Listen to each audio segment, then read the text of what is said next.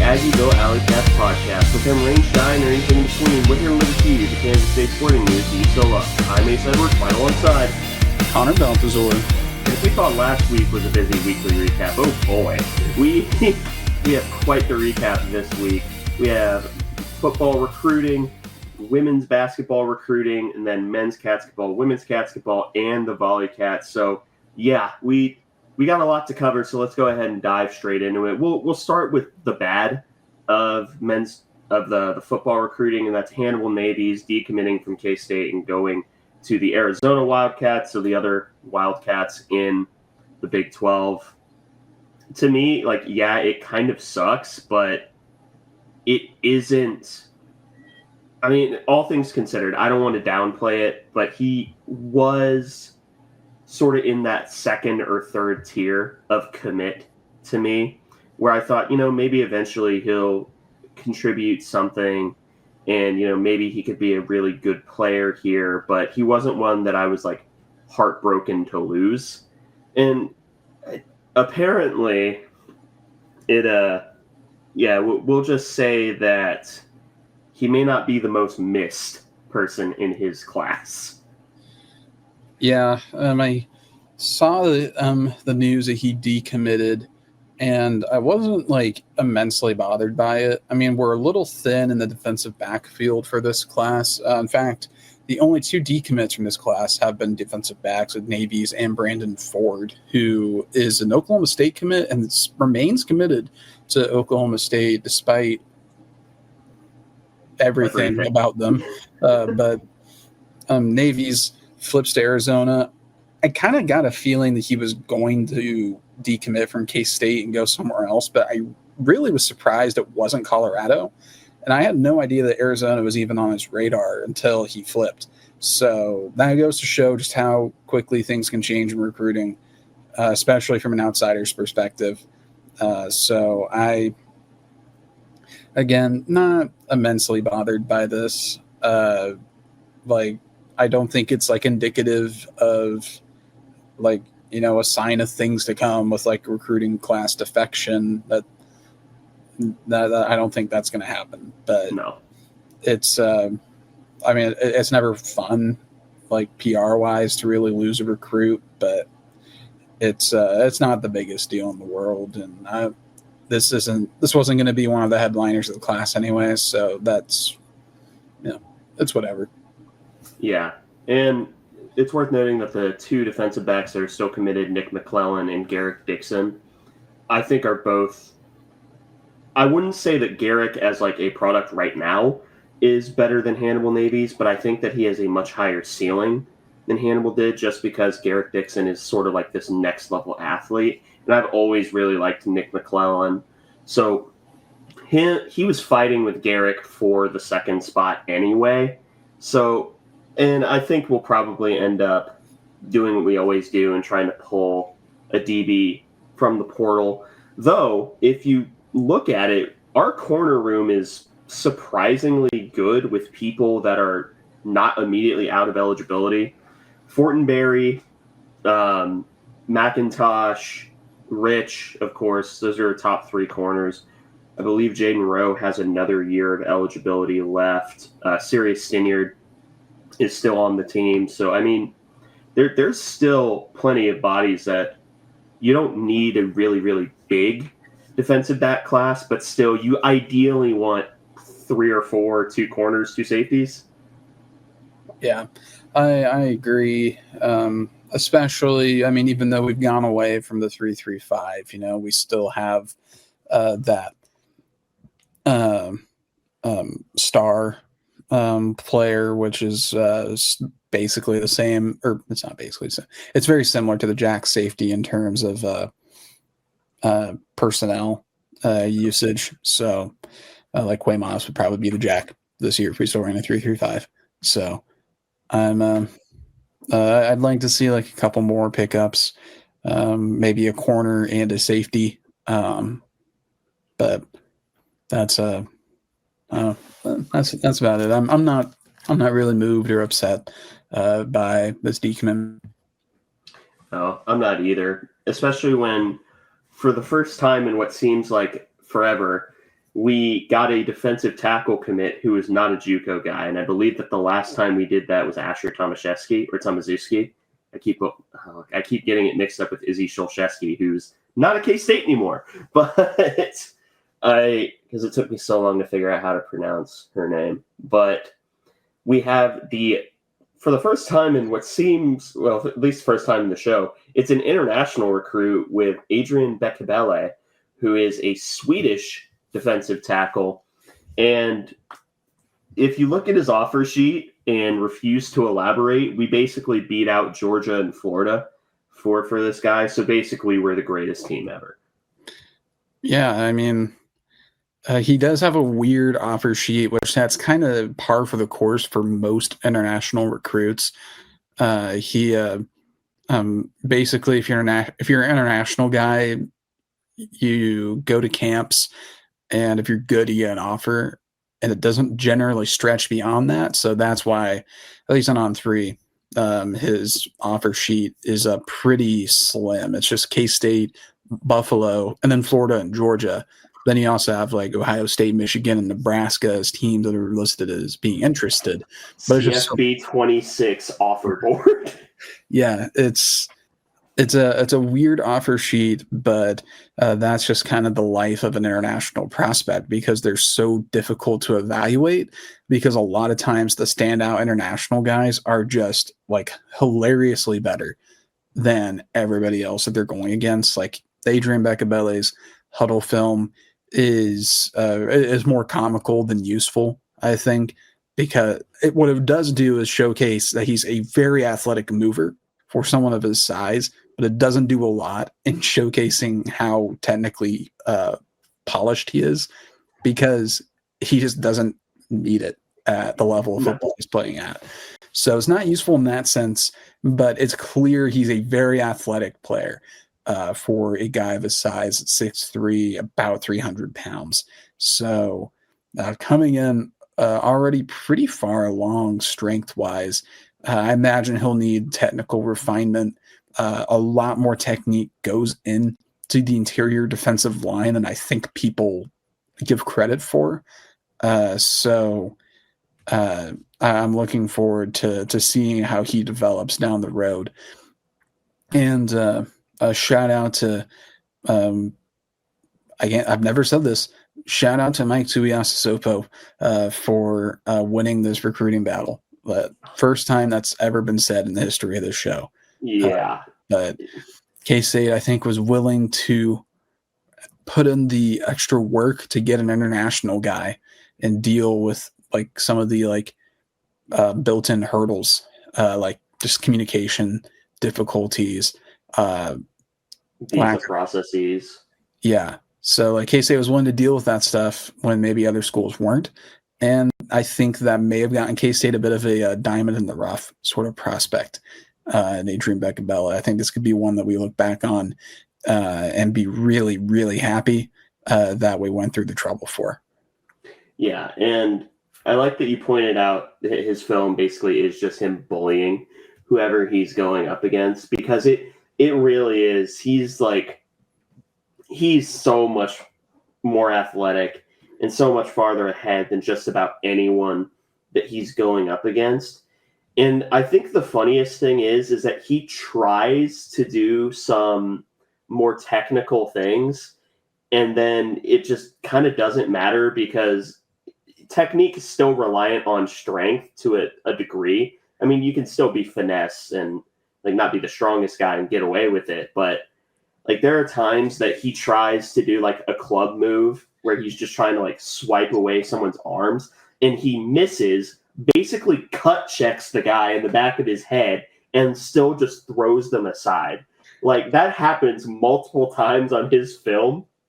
And, you know, I applaud that he is at least trying to do things like that. However, it does very much strike me as, and this is probably what happened, as someone who watches the NFL, saw an interior guy do that, said, hey, that looks like it'll work, and then received no coaching on it and just kind of trained himself.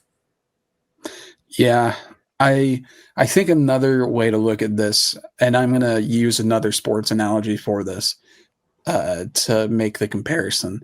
There's a kind of a joke in the basketball community about going up against guys that have like never played basketball but are still athletic when they're on defense.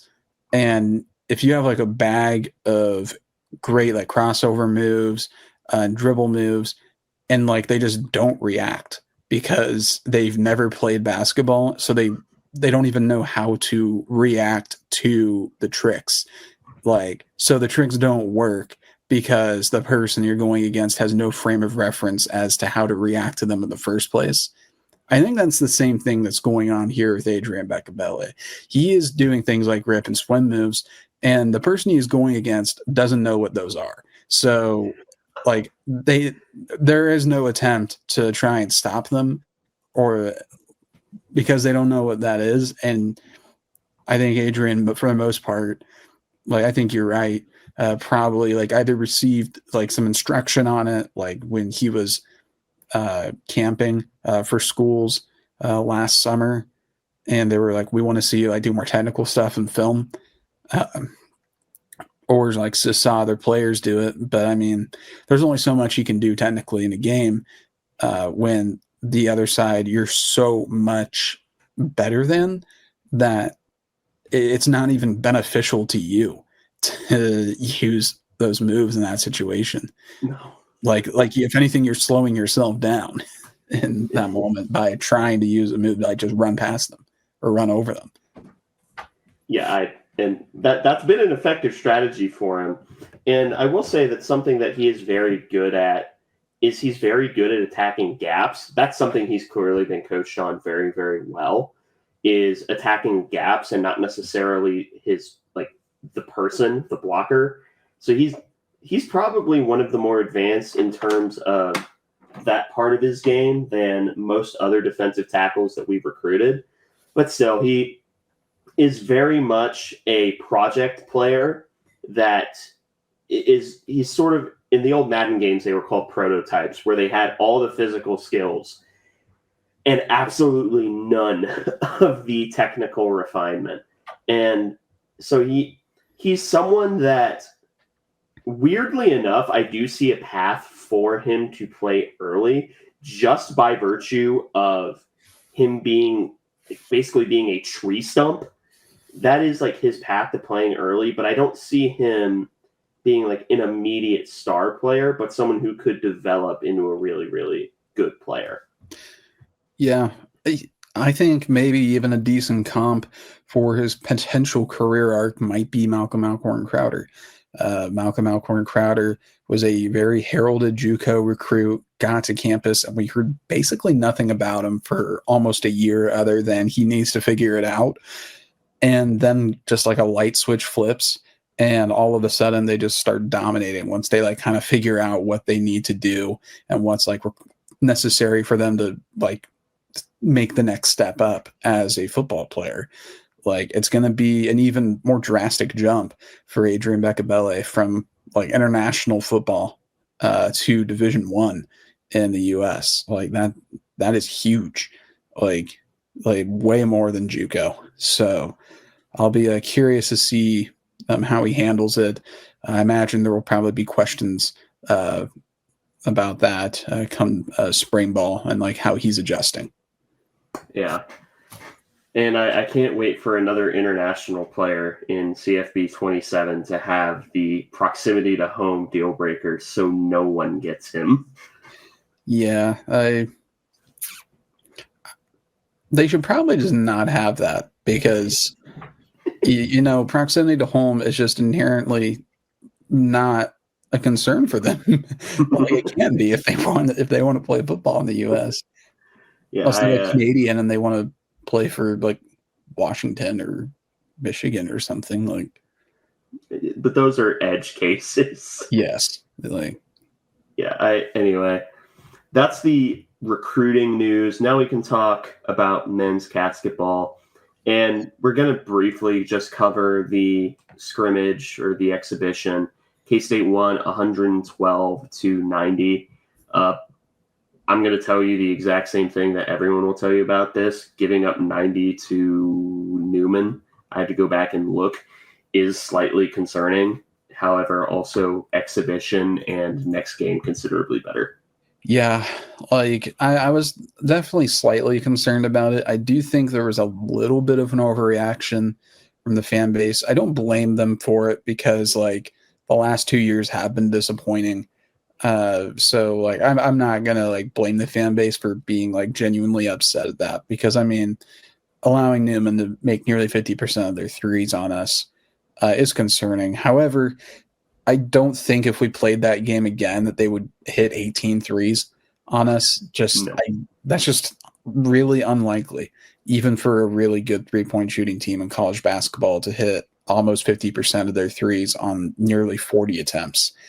They were chucking the ball a lot, especially in the first half. I mean, they made 13 threes in the first half. So it's definitely something to keep an eye on, but Jerome Tang also, for better or for worse, was really treating these exhibition games more as like kind of formal practice, like a really formal practice. We were fair. like he wanted to roll out guys and different lineups and see what worked and what didn't because the game doesn't count. Which, yeah, like more power to him. I'd like to not have to do that as much in the future.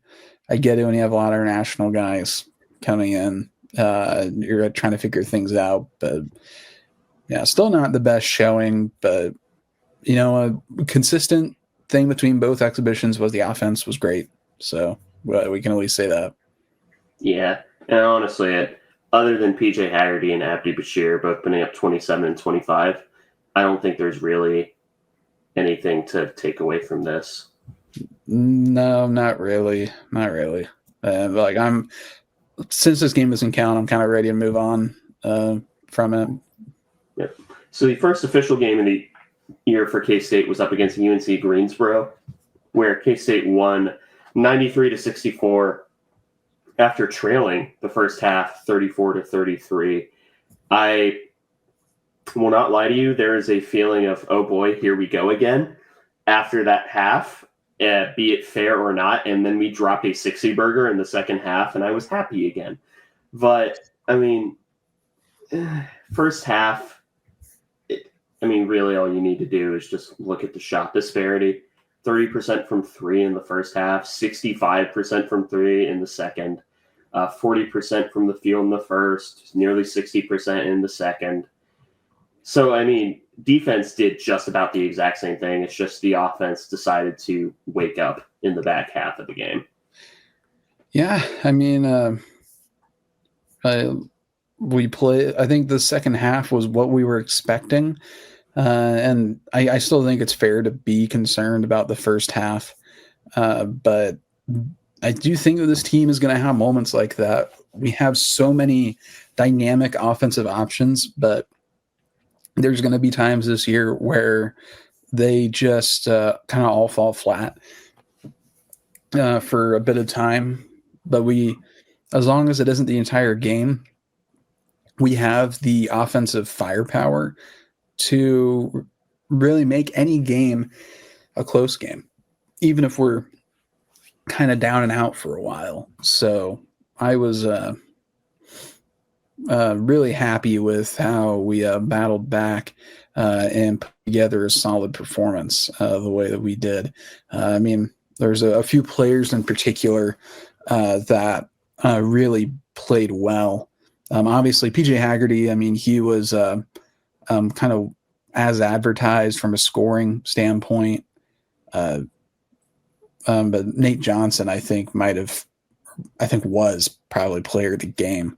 Well, yeah, you can take the stats for the starters as well. Yeah.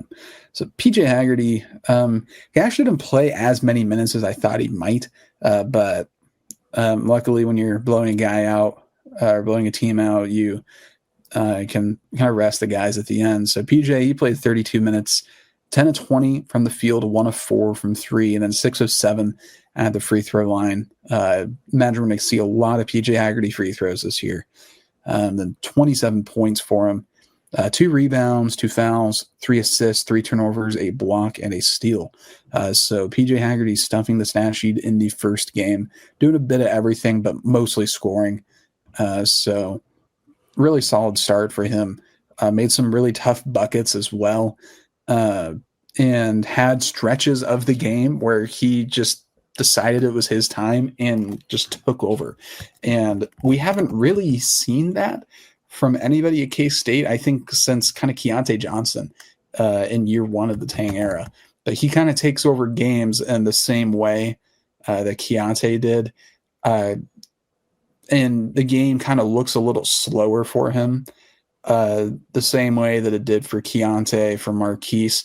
When Coleman was locked in, I think the game was slow for him. The problem was making sure that he was locked in, I think, every game. So I was pretty happy with the performance of PJ Haggard in his first official game as a Wildcat. But the star of the show was actually probably his running mate, Nate Johnson. He was somebody that Jerome Tang kind of made a point of calling out a couple times, as saying that they needed more from him in terms of kind of having like a bulldog mentality, like, and being like a guy that would hold guys accountable. Like, they said they needed more from him, like in his attitude. And I think that his mentality would have fit in with like some of those old Frank Martin teams where they called them the Dobermans, where they were just making every tough play, every like diving for every ball, like every like basketball stereotype you can think of. Like, Nate Johnson was doing it, and he was crazy efficient in this game as well. 31 minutes, 8 of 11 from the field, 6 of 7 from 3, 9 rebounds, 3 fouls, 9 assists. So 1 rebound and 1 assist away from the first triple-double, I think, ever for K-State. It would be the first triple-double ever. Like, which is crazy in the storied history of K-State basketball. We've never had someone with a triple-double. But still, a like major hat tip to Nate Johnson. What a game he had. And those 9 assists to just 1 turnover and then 2 steals. So 22 points for Nate Johnson. What a game he had in his debut. I mean, when a guy scores 27 points and takes over the game for you at various points, but isn't the player of the game, that says a lot about the quality of your guard play. Yeah. And then, I mean, you can also get the last guard here. I'll just kind of wrap everyone else up because, I mean, everyone else just kind of blends together with rare exceptions in the non-scoring stats. Yeah, the last guy here is Abdi Bashir. He did exactly what we brought him in for. He played 21 minutes, wasn't great on defense, but went 6 of 11 from the field, 4 of 8 from 3, and did a really good job creating his own shots. Like, he does a great job at running guys off the line, but on the offensive end. Like he gets a guy in a closeout, and he moves to drive and has a great step back, and is the shooter that was advertised to K-State. The difference is that he's a really tall shooter with long arms, which longer arm players aren't always great shooters. And then add in that he's not the focal point of the offense. That's going to make Abdi Bashir an even more dangerous weapon for K-State.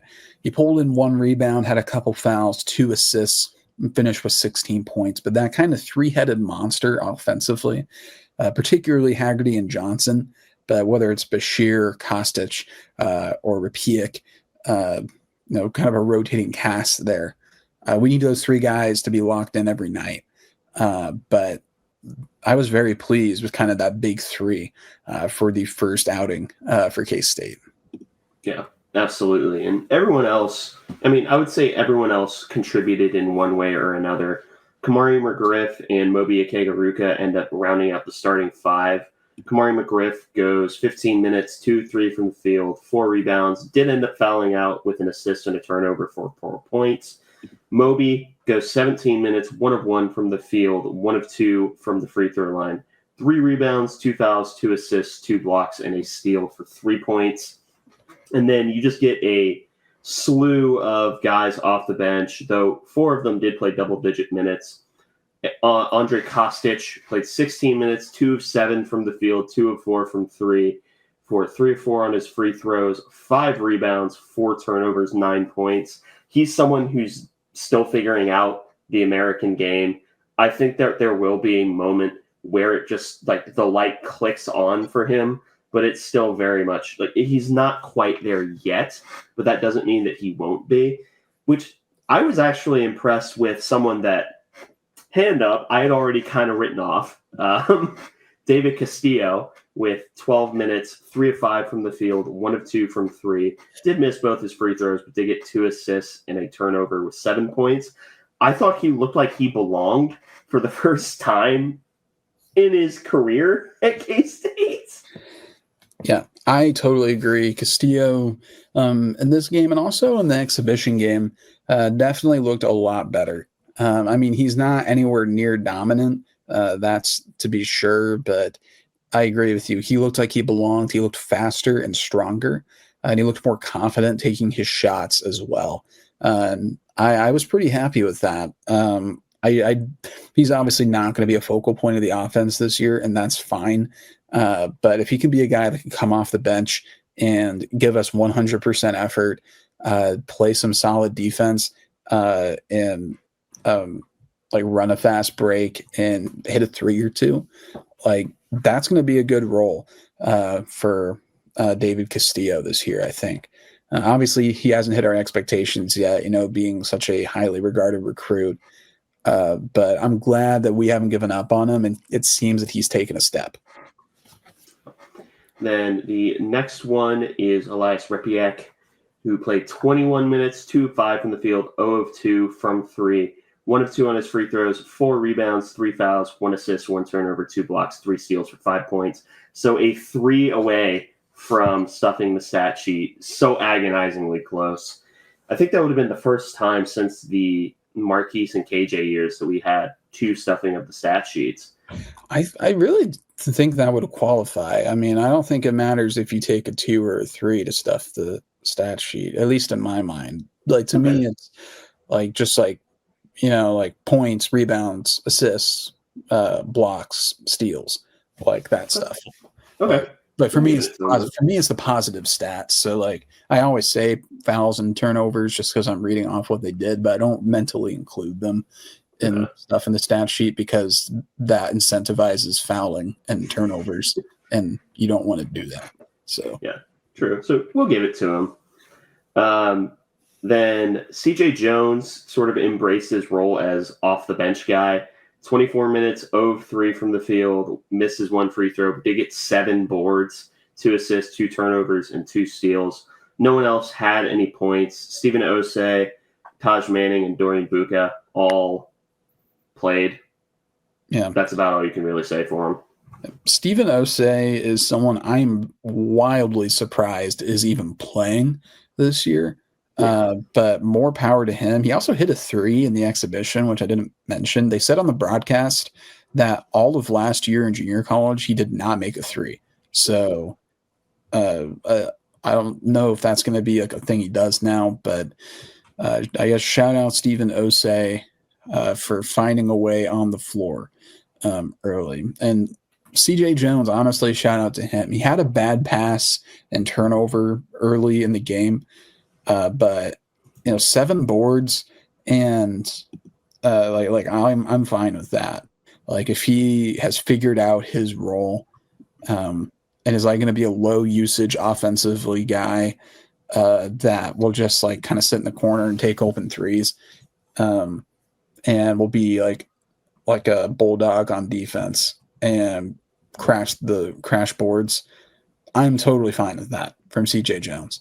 And if he does that, I think fans are going to like him way more too, because I think last year we really built up expectations for him and he just wasn't what we were wanting. But if he can be this kind of relative to his skill level, like, then I'm going to be super happy with CJ Jones this year. Yeah, I agree. And I think that everyone on last year's team was kind of set up to fail because there was exactly one likable player on that team. Well, universally likable. We can have a debate about Coleman Hawkins. I don't want to right now. I really, really don't want to. Yeah.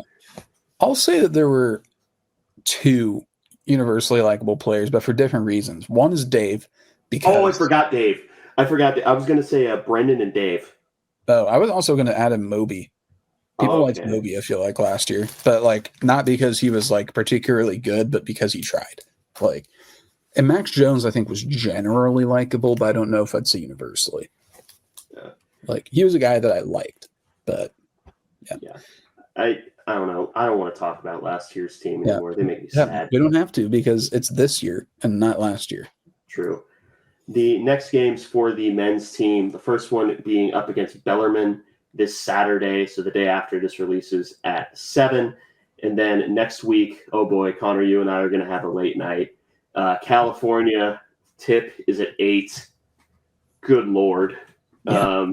And that's not even taking into account, Hall of Fame Classic. That might be back-to-back nights with 8:30 tips if we win the first game. And then, later this year, we'll be playing some games out west. Arizona is at 8 p.m. Oklahoma State is at 9 on a Saturday.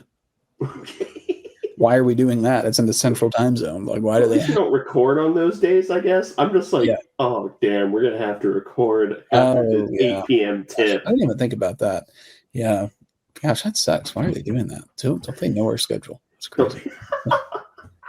And then after that is Tulsa, but we'll have an opportunity to do an episode before the Tulsa game. All in all, I'm happy with the first few performances. However, the women's team is infinitely funnier, dropping a hundo bomb, 100-35 up against Omaha. This is like maybe 4 or 5 days after Connor said we might not be blowing teams out by 40-50. I don't mean to call you out, but that is objectively funny. No, it really is. And that was like kind of the first thing that I thought of leaving the game was like, I really underestimated this team and their ability to just shoot teams out of the gym. Like, because that's exactly what they did in this game. I mean, like, it was complete and utter domination, like from the very start. I don't think K-State ever trailed in this game. It took Omaha until I think 13 minutes into the game to make a field goal. They only had 9 points at half. It was 50-9 at halftime. Like, that is just sad and embarrassing, and I'd feel bad. Like, I mean, like, they shot 25.5% in this game, 0 of 12 from the field in the first quarter. Like, their only points, free throws. K-State just utterly dominant in this game. I mean, this is the sort of game that you would have expected to see last year. With all the expectations we had, man, this year, like, this team is like off to a really interesting start. Color me impressed with how they played in this game, and I'm not quite ready to raise my expectations for the season. But I'm definitely raising my eyebrows a little bit more now. Like, I'm very happy. Yeah, this was fun. Like, it was bullying, but it was fun. Terrence, I'll just go through the starters. No one played more than 25 minutes in this game because no one had to. Terrence Sides goes 25 minutes, 5 of 7 from the field, 3 of 4 from 3, 2 of 2 on her free throws, 7 rebounds, 12 assists, 15 points, 4 steals. So, yeah, that's a Terrence Sides game. And she looks like at least she's progressing. Like, every single year she has made significant progression. I understand people who are like, she's athletic. She's relatively athletically limited, but she still is a really good passer and still is a solid 3-point shooter. So that has a spot as your sort of true point, in my opinion. Then again, I'm horrendously uneducated when it comes to basketball. Yeah, I mean, Taryn flirted with a triple-double, had a double-double. I mean, 12 assists to 0 turnovers is crazy. The stat line she put up, 15 points, 7 rebounds, 12 assists, 4 steals, and 0 turnovers. Has only been matched twice this century. Zay Green from Arkansas Pine Bluff did it December 1st of 2023, and Samantha Logic from Iowa did it February 17th in 2015. Like, those are the only 2 other players to do that this century. And I think if you add in 70% shooting or better from the floor, there's only 4 players in the history of Division I women's basketball that have ever done that. So, like, she had a historically dominant game. And it doesn't really feel like it because it was only 15 points. But, I mean, the game that she had was off the charts. Like, and it reflects in advanced stats as well. I mean, if you go to Bart Torvik, she had, like, for reference, like, good offensive ratings, generally like around 100. Terrence Sides had a 216.1 offensive rating in this game, which I have never seen one over 200 before. Like, for reference, like Nate Johnson, who was like the king of efficiency, nearly had a triple-double, had a 193.9 offensive efficiency or offensive rating in K-State's game against UNC Greensboro. So Terrence Sides outdid even Nate Johnson. Yeah, you may as well just call that like the equivalency of a baseball perfect game. I think that's about as close as it gets. I mean, four games like Taryn just had in the history of D1 basketball is pretty crazy. Like, pretty much no negative plays. But she didn't do it by herself. Nastya Klassens played 20 minutes, 5 of 8 from the field, 1 of 3 from 3, 1 of 2 on her free throws, 6 rebounds, including 3 offensive, 3 fouls, 1 assist, 2 turnovers, 2 steals for 12 total points. Janessa Cotton, 19 minutes, perfect 5 of 5 from the field, 1 of 2 on her free throws, 8 rebounds, including 3 offensive, 2 fouls, 2 turnovers, 11 points. Brandy Harrod goes 18 minutes, 3 of 7 from the field, 2 of 3 on her free throws, 6 boards, including 5 offensive. You're noticing a pattern here. 2 fouls, 1 assist, 3 steals for 8 points. And wrapping up the starting 5 was Tess Heel, 18 minutes, 3 of 8 from the field, 1 of 5 from 3, 2 rebounds, 1 assist, 2 blocks, 2 steals for 7 points. So really good from your starting 5. Obviously, Taryn ends up being the star of the day. However, I mean, you still got a lot to cover when you get to the bench, and including someone that you don't look at the stat sheet. I'm curious to see who you're picking up on. You look at the stat sheet and you're like, oh, they had a fine day.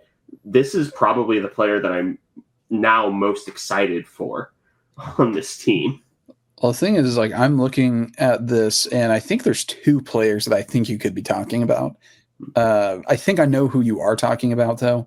I think it's Anaya Foy, but I think it could be Gina Garcia. Yeah, that was okay. So that was my other guess was Gina Garcia because she was a lot of fun to watch as well. Only things I'll note on the starters, other than what you said, are Tess Heel has a very interesting 3-point shot. She has a very long kind of wind up for it, kind of similar to Arthur Kaluma in terms of like how long it takes. But the difference is that her shot is super high arcing to compensate for that.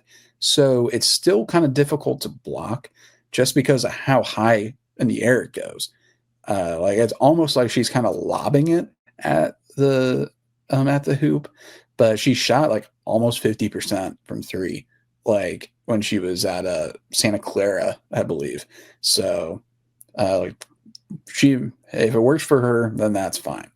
That and then Janessa Cotton and Brandy Harrod, 2 kind of surprise starters, I think. I'm not really sure who I thought was going to start in place of Janessa Cotton, but she wasn't like hyper productive last year. So I guess I just wasn't expecting it at all. But and Brandy Harrod starting as a true freshman, kind of going a little underrated in that sense. But she looked like she belonged. She looked like she was ready. And I was impressed by how she played. So looking forward to seeing more of her. But like you said earlier, still a lot of fun things to note here in the bench players. Azella Arenas, she had a great game. Once she gets the ball in her hands on offense, she is a very ball dominant guard, and she will absolutely go to score pretty much any time that she gets the ball. And that's fine, honestly, because through one exhibition and one real game, she's been really good. She played 20 minutes, 8 of 12 from the field, 1 of 4 from 3, 1 of 2 on her free throws, and finished with 18 points, 4 rebounds, 2 fouls, 3 assists, turnover, and 3 steals. So, really quality game for Zella Arenas. Brings kind of an element of speed that we haven't had as much of at the guard position the last few years. Like, we had so much size with Serena and Jalen and Briley, and then last year with Poindexter, but we just weren't quite as fast. But Azella brings a lot more quickness. Then true freshman Anaya Foy, she played 18 minutes, 4 of 8 from the field, 2 of 4 from 3, and then 3 of 3 on her free throws. So 13 points, double figures for the true freshman in her first game. 3 rebounds, 2 of them on offense, 3 fouls, an assist, a turnover, and then 4 steals for Anaya Foy. She was great defensively, I thought, in this game. And Foy is someone I am very, very excited about. Granted, that's someone that Ace and I have been excited about since she committed. Like, we have been looking forward to watching her play, and she's so far as advertised. Jordan Spicer, she played 21 minutes, 3 of 11 from the field, 1 of 8 from 3. I think she hit her first and then didn't make another. Finished with 7 points, then 2 rebounds, 1 foul, 2 turnovers, and a steal. I've seen some people be a little negative on Spicer. I'm not really too upset with most of the shots that she took, because most of them, it looked like they were designed for her. And I also think she just generally has the green light because she's clearly a shooter. Her release is quick, and she has so much confidence as a shooter. I don't mind her taking a lot of the shots that she did, because there's going to be nights as a shooter where it's like this. You go 1 of 8 and you have some that just look like they're perfect and they just barely miss. And that's just how life is, because there's going to be games this year where she goes like 6 of 8 or 7. Thrower mode. Yeah, like Nate Johnson just did. I mean, Nate Johnson isn't even billed as a shooter, and he went 6 of 7. Abdi Bashir, he's the shooter. He went 4 of 8. So I'm looking forward to seeing what Spicer does throughout the rest of this year. And another thing I'll note on her that's kind of a compliment to her game as a 3-point shooter. She is a lot stronger than I was expecting. Like, she's like filled out and like is like fully ready to like play physically in the post.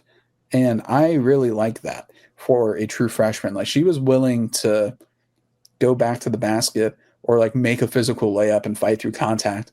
Not every young shooter is ready for that, but like physically she's ready. And I really liked seeing that from Jordan Spicer. So a few more players to note here. Ramaya White, she actually played a bit better than I was expecting, because I didn't really know what to expect from her this year. She played 16 minutes, perfect 3 of 3 on the field. So 6 points for her, 4 rebounds, and then 1 assist, 2 turnovers. In particular, she had a kind of rolling layup that she hit in the second half that I thought was a pretty impressive play for her. I was just thinking to myself when that happened, like, most of our bigs last year probably couldn't have made that other than Yoki. And so I was kind of happy with that. Kennedy, I guess, probably could have as well. But rest in peace, by the way. She ain't dead, but she ain't playing. Yeah, she was at the game. For what it's worth, she walked past me in the student section. Some people were like kind of like shouting her out as she went by. She seemed in good spirits, all things considered. Gina Garcia, the player that Ace you mentioned earlier, only attempted 1 field goal in this game. It was a 3, and she made it. Added a rebound. She did foul 4 times. Granted, I thought some of them were kind of soft calls though, where I think she was a little frustrated after her first couple, and the refs, I guess, were rubbed the wrong way by that. And I kind of got her for a couple fouls I thought were a little soft later. But despite that, still had 5 assists to 1 turnover. And she is super fast and quick. I think she's going to be great for running the offense the older she gets. I really liked what we saw out of Gina Garcia. But Ace, I'll let you talk about her a little bit. I've been talking a while. And you're the one, I think, in particular, that really wanted to speak about her. Yeah, thank you for that, because it took one exhibition and one real game for Gina Garcia to pretty much immediately skyrocket up to my favorite so far in this highly rated recruiting class. And the main reason why is, Connor, I think I've verbalized this to you before. My absolute favorite archetype of player is true point guard. In other words, my favorite type of player is someone who passes the ball a lot. And I don't say this lightly when I say that I think Gina Garcia already has the best passing sense of anyone on the team, and Taryn Sides is on this team. And she's faster than Taryn. Good Lord. Like, this is a player made in a lab for me to just immediately attach myself to. And, like, that is a fun player for me. No, I totally agree. Like, you can kind of see it in some of her Eurobasket highlights from the summer. It was like, wow, this is a pretty fun player that can score, but she's a pass-first player, which is kind of rare to see someone be so good at scoring and getting to the bucket, but not have that be the dominant part of their game. Like, she's a great passer and facilitator of the offense. And that also can lead to some pretty good defense as well. I think in the future, I think she could be someone that maybe becomes a great defender for K-State. I was super happy with how she played. I cut down on the fouls. Some of them warranted, some of them not as much. But I think as she gets more comfortable in that role, I think she'll be just fine. But no, I totally agree with everything you said about Gina Garcia.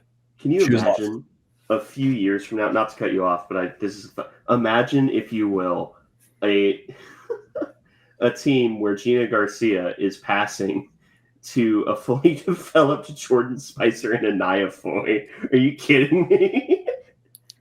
Gosh, that would be so much fun. Throw in Maddie Vickery in that too. True. Well, she was at the game. I went to the autograph session after the game, and she was there hanging out. Among K-State recruits from any sport, I think is probably the most outwardly emo person I have ever seen. Like there's granted, she is like an hour away, like even less than, from K-State campus, but she is like perpetually in Manhattan, which I really appreciate as a K-State fan. So shout out to Maddie Vickery, 2027 recruit for K-State, who also likes our tweets a lot. So, but dude, all we need is for her to get a Power Cat tattoo. That's it. Surely not the mark of death for the future career of any K-State athlete ever. So, only one other player played in this game. That was Michaela Parks. She went 0-3 from 3, 1 rebound, 1 foul. Nice to see her get some playing time after missing, I think, all of last year with injury. But she seemed to be in good spirits to be on the court again. And Alexis Hess, she hasn't been playing yet. She is still working her way back from her injury last year. She tore her ACL really close to the season starting last year. So I think she's kind of still in recovery mode from that. But I think she expects to play this year. So I'm excited to see Alexis Hess because we have not seen her yet, I don't think. So looking forward to that. But I think that rounds that out. I mean, just complete and utter domination. This game was a lot of fun to watch. There's just really not a lot of superlatives that fit the sheer dominance that K-State was able to put on Omaha. Now, to be fair, I guess Omaha is not a good basketball team. Like they're going to finish probably in the 300s in most of the analytical models. I think right now they're in the 330s for Ken Palm or RPI or Net or Bart Torvik. They're probably not going to do much better than that. UNC Greensboro for the men, probably going to do better than that. I think they'll be fine. They're not going to be a tournament team, though. But two not great teams, really, I guess, for both squads, but still a fun domination nonetheless. Yeah. And I don't envy the women for the schedule that they have upcoming. This is a test of legs for them because they are playing in a 1 week span. They are playing 1, 2, 3, 4 games in a eight day span, I should say. And if you're taking into account, they have a game on November 8th against SMU, November 10th against Lamar, November 13th against South Dakota, November 16th against A&M, Texas A&M, I should clarify, November 18th against Troy, and November 22nd against Green Bay. Good God. Yeah, that is a absolute sprint, especially traveling to SMU. That will be an early test on the road for a team that I think will be good, but it's still an early test. SMU, they're 71st in the Ken Palm rankings. Texas A&M, this is the return game from last year. We blew them out last year, but this is going to be a better A&M team. They're 49th in Bart Torvik right now. Troy, they're 79th in Bart Torvik as well, so that's not a team to snooze on. And then that Green Bay game, that's at Green Bay. That's a return game for last year. And Green Bay is a quality team. They're pretty much perpetually in the NCAA tournament. They win their league most years. So that's going to be a tough game as well. Like there's a lot of challenging performances coming up for K-State women's basketball. South Dakota, they're 227 in the Bart Torvik rating, so a little lower there. But not a lot of gimmies in this non-conference slate. San Diego State, they're in the 128s, but that's not like a layup by any stretch of the imagination. So like Jeff Mittie early and often is testing this women's basketball team, probably for good reason, because it looks like this might be a pretty good year for the Big 12 as well. They're off to a good start. So Baylor's going to be good. TCU's going to be good. Oklahoma State, they'll be good as well. So there's going to be some quality basketball teams in the Big 12. Early and repeated adversity being created for this team by Jeff Mittie, and that's probably for the best. Yeah. But they are also going to get reinforcements soon because they have a new player who's going to be joining the team in December, and that is a Slovenian. So going across the pond again, getting Ivana Sekic is how I'm going to go for it. It is Sekic, and Kitch is that. Anyway, Sekic is how I'm going to go for it. 6'4", so she's there more or less to fill out the post presence that is currently being filled up by Ramiah White. So we have exactly one person who has sort of prototype height for the position. And Sekic in – oh, no. Yes, Sekic. She's played in the Euro League, of course, and in her career in the under 16, 18, and 20, she's averaged about 3.5 points a game, 4 rebounds a game, an assist. And so, depth piece, though she did average almost 7 rebounds a game in the last year of her under 18 and 5 rebounds in the under 20. So I think that's going to be her role, is get bored, and she's going to be here in December. So if we do see her at all, it'll probably be, we're probably going to see her. It'll probably be later and probably up against Iowa State, where she will be one of two people to get destroyed by Audie Crooks. Yeah. I'm looking forward to seeing what she can bring to the table. A rebounder and a solid defender would be awesome because, like you said, like the Big 12 is going to have some really, really good post players that right now Ramaya White's our only player that can match them from a size standpoint. Now, we did see last year against TCU, we don't have to have a big player to beat a team with a dominant big because Yoki missed that game and we ran a just crazy insanity mode defense that worked once and probably will never work again. But still, it's good to bring in some depth here, particularly if we have an open roster spot. And a rebounder is nice to see because we rebounded well against Omaha. I mean, they pulled down 24 rebounds to our 45. So obviously really good stuff there. But it's not going to be as easy against most of the teams that we play. No.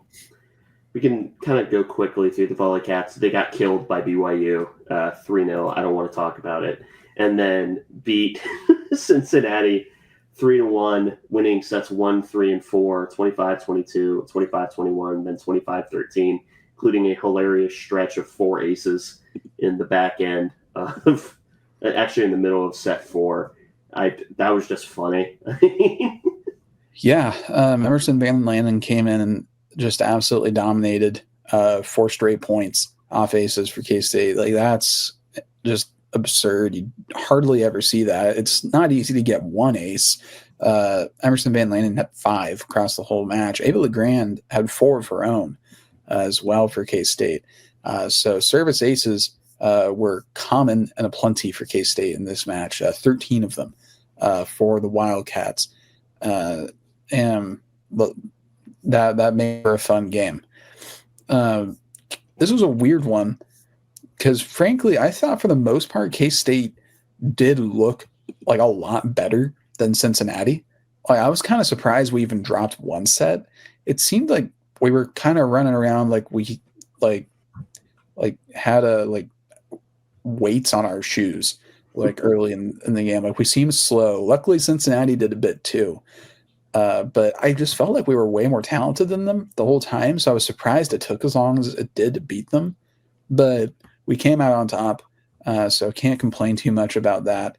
A major big time shout out to Avery Stones, who I think this was her first career start, the true freshman. And she really was great, I thought, for being her first ever performance. 17 kills on 52 attempts, did have 10 errors, but this is the first game that she ever started. She threw in 9 digs as well. Had a solo block and an assisted block and threw in a service ace. So 19.5 points for Avery Stones in really her first extended collegiate action. So she deserves a lot of credit for that. Shaylee Myers dominated per usual, 21 kills on 52 attempts. And then kind of assorted kills here and there for most everyone else. Obviously, Emerson Van Lanen, the 5 aces stand out. But K-State played great defense in this one as well. Simone Sims had some fantastic digs in this match. Kaylee Pon, she had a point where she had like 3 or 4 digs on a single point. Unfortunately, we didn't end up winning the point, so it doesn't go down in K-State infamy. But she had some great individual efforts here and there, and the K-State defense generally I thought was really good. It was nice to finally play a home match again for the first time in like a month. So that was good too. The people that were sitting behind me, I think one of them had played college volleyball at one point. So it was like the first volleyball boomer I've ever encountered, where anytime that we tried to hit it over the block, softly, kind of those lob hits, she would get audibly upset and be like, just kill it. And So I never encountered that before. Normally, you only hear stuff like that at like baseball and football and stuff. But she was kind of like annoyed that they weren't like hitting it as hard as they could at like people's faces every single time. The legendary figure it out. Pretty much is exactly what was happening. To be fair, we did figure it out. We won. And that last set in particular, K-State thoroughly dominated Cincinnati in the fourth set. Like 25-13 is only part of the story there. I mean, like it was kind of close. The K-State really started to pull away after a 6-6 tie and went on a few really long stretches of dominance. And like really there for like about 10 minutes looked like the best volleyball team in the country. But it was just for 10 minutes, then the match ended. But I'm pretty happy with where we're at as a volleyball squad. Coming into this match, we were projected to be a 9 seed in the Lincoln Regional. So we were getting set up to be the sacrificial lamb for Nebraska in round 2, which, what an honor. But, get the hell off the 8-9 line. Yeah, let's keep winning and not have to do that, please. So hopefully we can. But we're up to 38 in the Massey ratings. RPI, I think we're probably in a pretty similar spot, but I'm not 100% sure. But yeah, volleyball, like we're tournament-wise, like we're off the bubble on the right side. And so we're in a pretty good situation. Have a big match against Colorado. They're second in the Big 12 and ranked 20th coming up the day after this episode releases. Then Baylor, they're going to be coming to Manhattan as well. They're 7-5 in conference, so they're tied for 5th in the conference. And a whole matchup with KU. They're going to want revenge after we clown suited them in the biggest volleyball match that they've ever had. And a trip down to Houston, UCF comes and visits, and then trip to Iowa for Iowa State. And then we're done, for the year. But postseason. Yeah, postseason. So hope just beat the teams we're better than, and don't get embarrassed by the teams that are better than us. And I think we should be in, but let's do better than that and improve our seed profile. True. I agree. Do you have any final notes before we sign off? I